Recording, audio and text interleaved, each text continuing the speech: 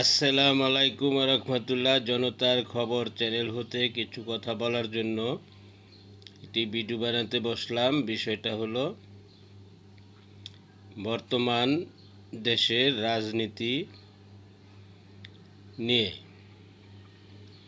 যেমন 12 ফেব্রুয়ারি নির্বাচনের পর বিএনপি ক্ষমতাভার গ্রহণ করেছে এবং সরকার দায়িত্ব পেয়েছে,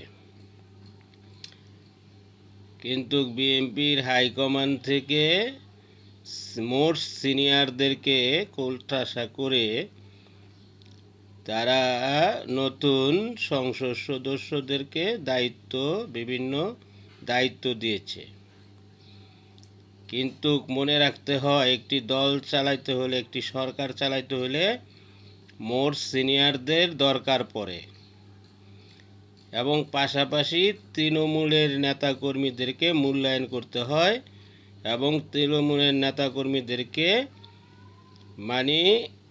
সঠিক কাজে লাগাইতে হয়।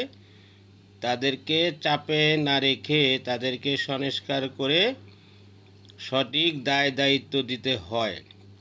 তাইলেই একটি সরকার সুন্দর পরিবেশে দেশ পরিচালনায় সুফল পায়। যেটি বিগত সরকার ভুল করেছে, এখন যদি বিএনপি সরকারও সেই ফাঁদে পা দেয়, তাইলে সামনে বিএনপি এই বিরোধী দলের কাছে নাজেহাল হবে। কারণ মোস্ট সিনিয়রদেরকে সংসদে মন্ত্রণালয়ের দায়িত্বে একান্ত জরুরি এবং অভিজ্ঞতার কারণে।